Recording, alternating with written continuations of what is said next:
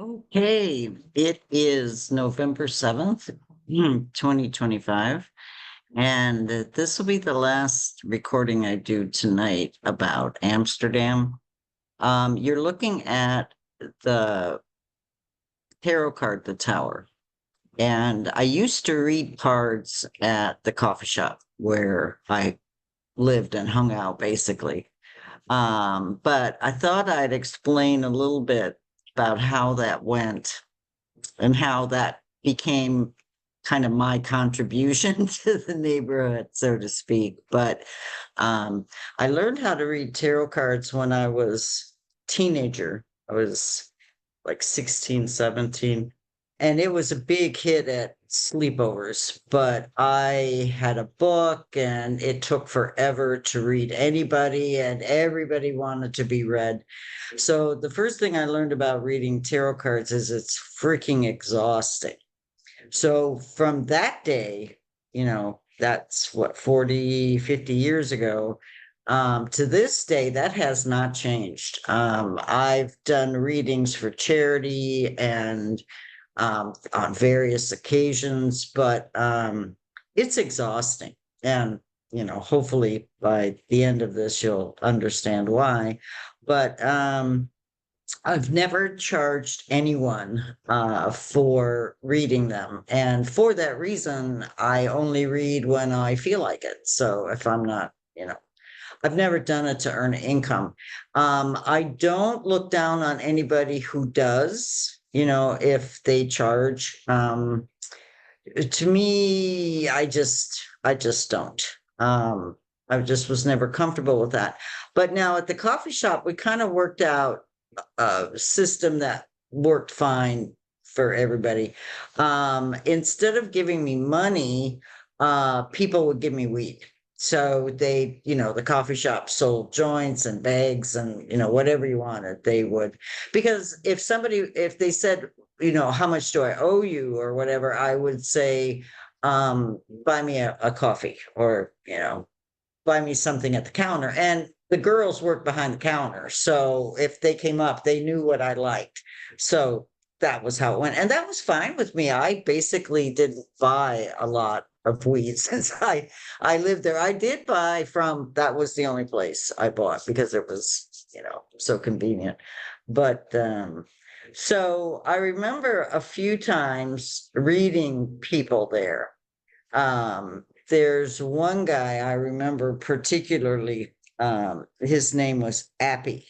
I thought his name was Happy with a H, Happy, but no, that's not his name. His name was Appy, which is short for some like Abermile or something like that. But anyway, he was, he struck me as your regular working kind of guy, and he kind of noisy, kind of loud. But he would come in and out of the coffee shop and he would chat me up, so to speak. And I never took him really seriously, but he asked me to read his cards one day, and which is unusual because a lot of women, all of my female friends, but every once in a while, a guy would ask me, "Do you have your cards with you today?" And if I did, I had them behind the counter. If I was in the mood, I would bring them down and put them behind the counter. So um, I said, "Yeah, yeah, I got them." And so I read his cards, and he got the one card you're looking at there, the Tower card. So let me tell you what the Tower card means. Um, a lot of meanings, but it's the disaster card, in my opinion. But it looks terrible, but it's not fatal. As a general rule, it's a disaster, but it's not death. There's other cards for that. So this is your house catches on fire, you get fired. It could be divorce, but there are other cards for that too. But it's big shit, and it's not good. Whatever it is, it's not good. So he got that card, and told him the rest of the spread. Now, this is kind of a funny thing about reading cards. I get like amnesia well, I don't remember. I mean, even my friends that I've read, I don't remember what I told them. So I don't know if I'm in the zone or but it's not, I don't need to remember other people's stuff. I mean, it's kind of like a public service thing. So, but Appy's cards, he wanted to know more about the disaster. And so what I can do is if someone has a question about one particular card after you do the spread, I take the card in question and then I cut the deck again with that card and see what card comes up, on top of it to give you more information.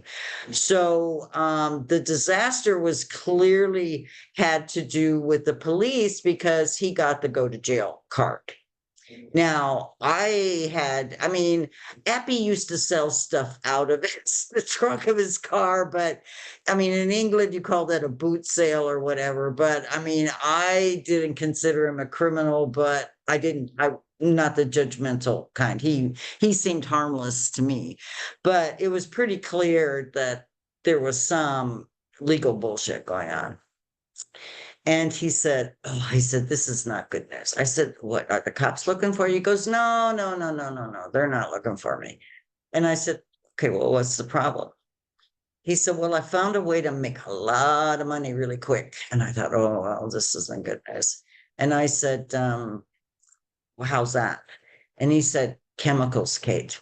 He said, and the chemicals are legal. He said, what you make with them is not, but I am going into business. So what I now know is he was making meth. And I said, Happy. I said, I don't know shit about shit as far as that goes. But if you asked me to read your cards, and my opinion is the cards are telling you be really fucking careful. It just, that's all I can say. I don't know what else. Now, the reason I remember this reading is because I'm trying to think of how long it was. A season. Like if I read him in the summer, and I'm pretty sure I read him in the summer. By late fall, he came in and we hadn't seen him, for quite a while. So he came in and Lydia, the usual, were there, and hey, where have you been? And he said, I want to talk to you. And I thought, oh, what's that? So he and I sat down, and he told me he just got out of jail, and he said, you were right and I was wrong. And he said, here's the good news. And I said, what's that? He said, well, because of what you had said to me, and I didn't remember his wife and son coming into it, but apparently they did. He said, the way the cops got me to confess is they told me if I told them the truth, they would not put my wife in jail. But if I lied or if I pled not guilty, then they were going to put us both in jail. And that would mean my son, he said, I did buy the chemicals, I did make it, but, he said, I hadn't been doing it very long. So, I have to pay a big fine and he had to do like weekends in jail or something. But, so the word got around a bit about that. And so people would come in, and if I was in the mood, I would. And if I wasn't in the mood, I wouldn't. But I have read cards kind of more in England and then in this situation in Amsterdam. Um, I've done it on trains. In England, I used to take the train from London to Scotland to like Edinburgh or Glasgow, and that's a long train ride. That's like 10, 11 hours sometimes. So it's boring, right? This is before I think cell phone. Yeah, no, cell phones were around, but the internet was not on your phone. So I used to like, when you're sitting with somebody on a train and you start chatting, And if I usually there would be a woman and I'd be talking to her, and you know how people like to tell you their problems, a stranger, and I'm all ears. I mean, I'm a writer, and everybody's story. I mean, that's another benefit of reading cards is after you read the spread and say that this is what this card means, blah blah blah. Well, after that, their whole life story comes out as a general rule, and so I sit and I listen, but to me, everybody is interesting, and there's no magic or any shit like that involved. There's 72 cards, and 21 are the high arcana, and those are major life events. And then there's 52 other cards, which is the cards you use today to play poker or whatever. They originated, that playing deck came from tarot cards, but in the 15th century, when the French were producing them, the Catholic Church thought, I mean, it was really popular in Louis the 13th or 14th court. And the Catholic Church was like, nah, nah, nah, nah, nah. So they got rid of the high cards and kept the 52 low and began playing different card games with the lower arcana. So the cards you play with, I can take a regular deck of 52, and I mean, I can use that. The high cards are out of it, but it's the same thing, same four suits and all of that. But it's an interesting way to meet people, and some of the best friends I have met in my life. I read a fellow teacher in China when I first got to China. Her name was Kathleen, and we went out for lunch, and she always knew the best restaurants to go to.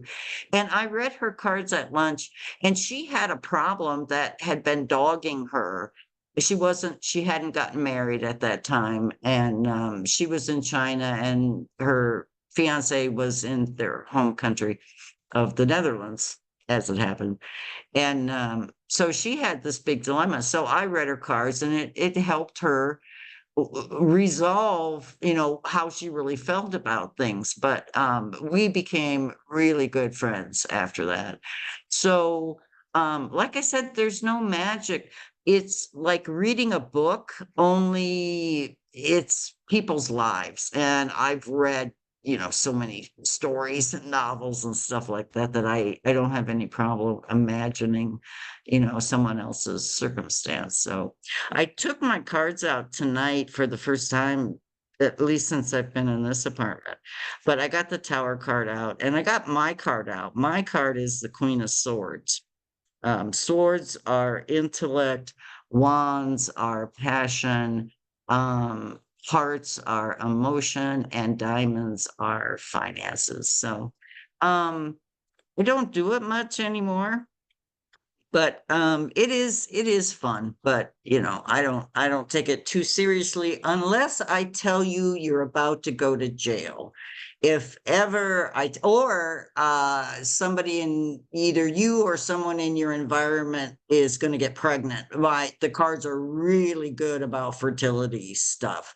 um and again, when I've read male teachers in China, one guy I read, he got the pregnancy card, and it was at a party, and everybody was laughing. Yeah, because he's a guy. And I said, don't laugh at him. I said, you live with a woman, right? He goes, yeah. And I said, well, just you got the pregnancy card, dude. So take that for what it's worth. Just make sure, you use condoms or whatever. And he goes, yeah, right, right, right. So a couple of weeks later at school, he said, oh my God, you're not going to believe this. I said, oh, don't tell me she's pregnant. He goes, no, but she was like late. And I'm thinking about what you said. And he said, scared the shit out of me. I said, birth control, dude, just because the cards say something's going to happen. I mean, if you get a heads up, I mean, that's a blessing. Strap it, do something. You had a chance there. So it's fun. So that is the last story about Amsterdam for tonight. Whoops, now I'm trying to find my mouse.